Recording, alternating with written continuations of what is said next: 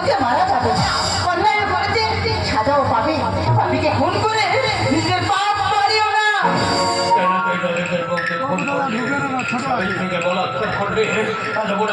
অপরাধ করার সময় নিজের সন্তানের কথা একবার ভেবে দেখি না, চোখ খুলে আগে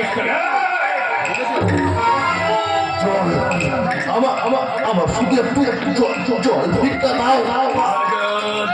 ওর হাতের বাদনটা খুলে দে আর ওকে একটু জল ভিক্ষা দে।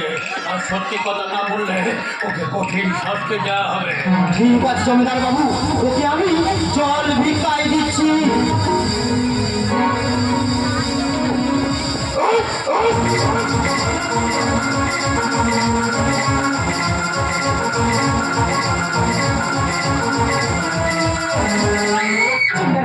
আপনি এক চুপ থাকবেন না। ও যে একটা হিংসে জানোয়ার, ওটা শয়তান। ওদের ছাড়াতে সবাইকে খুন করবে। তাই এর আগে আপনি করুন। আমি মনের আগে যেন এই শয়তানটার মৃত্যু আমি দেখে যেতে পারি। লজ্জা! রানীমা, এই শিক্ষিত সমাজের কাছে এতে এক চরম লজ্জা। লজ্জা শিক্ষিত সমাজ, এই শিক্ষিত সমাজ অনেক বদলে গেছে। দেশের মানুষকে মানুষকে হিংসা করে, ধর্ষণ রাজনীতি মৃত্যুদিনের খেলায় দাঁড়িয়েছে। এই শিক্ষিত সমাজ অনেক অনেক বদলে গেছে। তোদের মতো মানুষদের জন্য বদলে গেছে। তোদের কারণে মানুষ ভয়ে ভয়ে দিন কাটায়।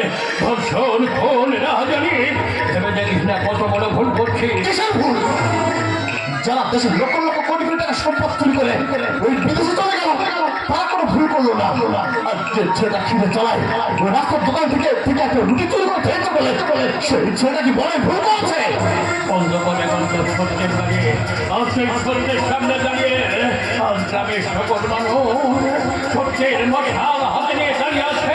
তোকে ভুল করবো বলে আজ গ্রামের সকল মানুষ অশান্তি আগুনে জ্বলছে।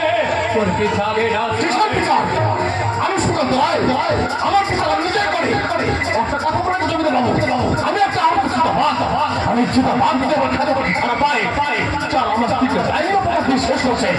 এই প্রতিটা গ্রামের মানুষকে আমি সহজেই আমি শেষ করে দেবো জমিদার বাবু, সহজেই আমি শেষ করে দেবো।